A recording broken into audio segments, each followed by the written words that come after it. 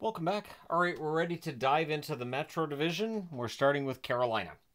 Carolina Hurricanes, a team that has been very good for a long time now, but they haven't been able to get over the hump. They haven't been able to get to a Stanley Cup final, and of course, ultimately look to win their second ever Stanley Cup. So looking back to 2014-15 and until now, as I've been doing with all the other teams as well, their leading scorer is Sebastian Aho, 598 games played, 254 goals, 303 assists, 557 points.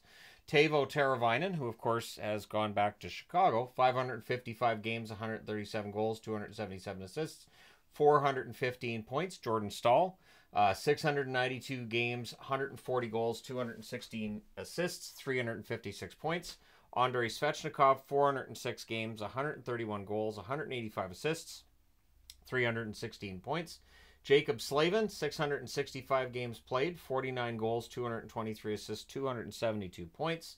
Marty Necas, 362 games, 97 goals, 146 assists for 243 points. Brett Pesce, 627 games, 39 goals, 159 assists, 198 points. Jeff Skinner, 320 games, 107 goals, 87 assists for 194 points. Justin Falk, 379 games played, 67 goals, 122 assists, 189 points. Elias Lindholm also makes the top 10, 316 games, 55 goals, 112 assists, 167 points. In terms of goaltenders, again, over that same time frame, Cam Ward, 94, 77, and 31. Freddie Anderson, 69, 27, and 4. Peter Mrazek, 50, 32, and 8. Antti Ranta, 46, 15, and 9. And Pyotr Kochetkov, 38, 20, and 9. Over the last 5 seasons, and this is weird, I did a double take with this, but the number's right. 677 is their points percentage. Their third place over a 5-year period. And that was also their points percentage this season, which was third in the NHL. So right in third there. Their goals for per game this season, in the last 5 seasons, 3.26, which is 6th overall. Goals against, again, over the last 5 seasons, 2.56 goals against per game. That's 2nd overall. Their power play at 23.2%, 6th overall. And their penalty kill over the last 5 years has been excellent. 85.7%, that is 1st. Now, in terms of this past season, 3.38 goals scored per game, that's 8th overall. Goals against of 2.57 is 4th overall, but it's right near that 2.56 average over the last 5 years. So Carolina's remarkably consistent. Their power play, 26.9%, that was 2nd best, and their penalty kill remains fantastic, 86.4%, that is 1st overall this past season. So special teams are good. Regular season, they've been excellent. It's just a matter of getting over that hump come playoff time. So their top 10 scorers this past season, Aho's been their leading scorer this past season, 78 games, 38 goals, or 36 goals, I should say, 53 assists for 89 points. Jarvis, 81 games, 33 goals, 34 assists, 67 points. And of course, at this point, Jarvis is a restricted free agent. So when we get over to cap space, that's kind of a mirage. Teravainen, 76 games, 25 goals, 28 assists, 53 points. Necas, 77 games, 24 goals, 29 assists, 53 points. They could use a little bit more out of Necas. Svechnikov, they need him to be healthy. 59 games, 19 goals, 33 assists, 52 points. Brady Shea, who has moved on. 80 games, 13 goals, 34 assists, 47 points. Brent Burns, 82 games, 10 goals, 33 assists, 43 points. Stefan Nason, 81 games, 14 goals, 23 assists, 37 points. He's moved on as well. Slavin, 81 games, 6 goals, 31 assists, 37 points. He's not going anywhere. Bunting, before the trade, played 60 games with Carolina, had 13 goals, 23 assists for 36 points. Kochetkov, 23, 13, and 4 record this past season, 911 save percentage, 4 shutouts. Freddie Anderson was excellent when healthy, 13 and 2 overall, 932 save percentage, 3 shutouts. People will point out his playoff record. I will also point out the team in front of him doesn't play fantastic when needed, and this is something he had in Toronto. He's having it in Carolina. Although Carolina is getting further in the playoffs than Toronto did, in the end, it's still the same story, right? So rookie watch, I put up there Bradley Nadeau and Jackson Blake. Because sure, why not? A couple of forwards. And this is a team that could use an injection of offense. And Nadeau is going to get every chance to provide that.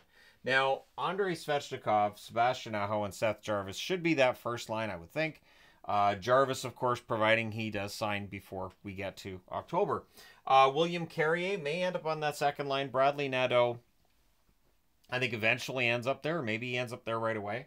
Jack Drury, Marty Necas. They could use a little bit more from Jack Drury in his development, sure, in terms of offense. But Drury's been good. And again, Necas, they could use a little bit more.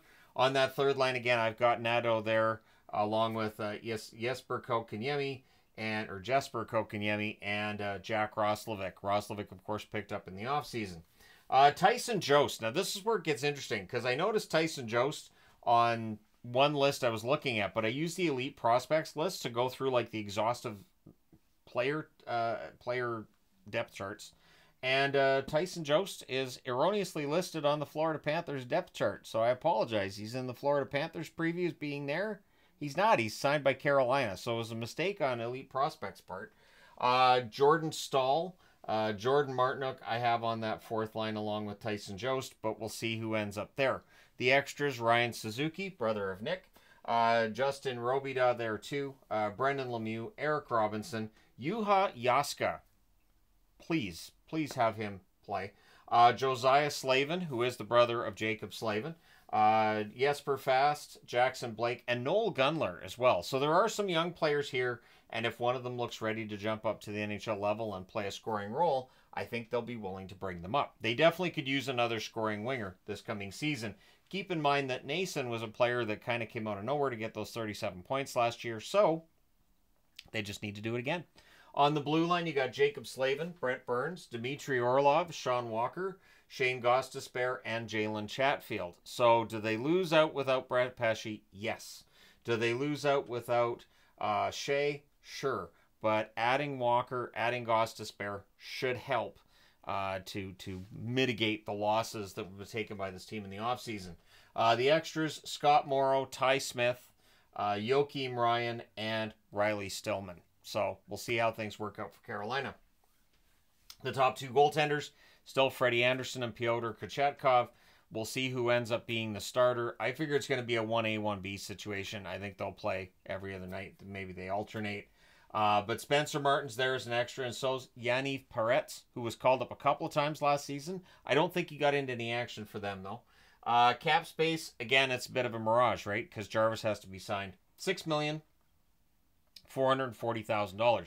I don't think it's going to cost $6 million for Jarvis, but I've been surprised recently before, so maybe that's how much it costs them. Maybe that'll lead up the rest of the cap space.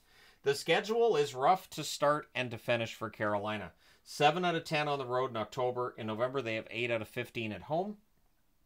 In February, they have 1 at home, 2 away, 1 at home. Then the Four Nations Cup. Then they have 2 away and 1 at home. And in April, 6 of 9 are on the road. So they're going to have to be pretty good on the road, and they're going to have to deal with a pretty busy schedule. They got 25 games played by the end of November. So it is going to be a pretty busy schedule for Carolina, and we'll know by the end of November where they're at. Stanley Cup odds plus 1,400, so they're not in the top 4 favorites. Last year going into the playoffs, they were the favorite. It did not last that long. One of the reasons I think they were the favorites, they had the best record in the NHL in the second half of the season. So once you get to about January 1st from then on, Carolina had an excellent record, and that does usually tell you who's going to have a really good playoff. For the record, Florida and Edmonton were second and third in points percentage from January 1st on. So there is some truth to that the team that plays really well from January 1st on is usually the one that does well come playoff time. So the channel vote, you guys think they're going to be pretty good. 48% say first or second, 47% say third or fourth, 4% say fifth or sixth, and 2% just don't like Carolina. Out of a little over 3,500 votes at the time I'm recording this. But yeah, 2% say seventh or eighth, which I don't think is going to happen. I don't think this is a team that's going to finish seventh or eighth. I mean, I do have some concerns with this team. Obviously, Freddie Anderson has had trouble staying healthy.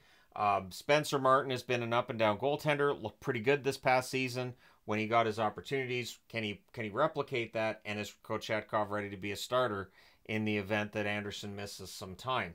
I do think that while people have talked about the players that have left and how that's going to hurt the team, I think they've shown that they're able to develop from within. They've got pretty good pro scouts too. They know who to add and where.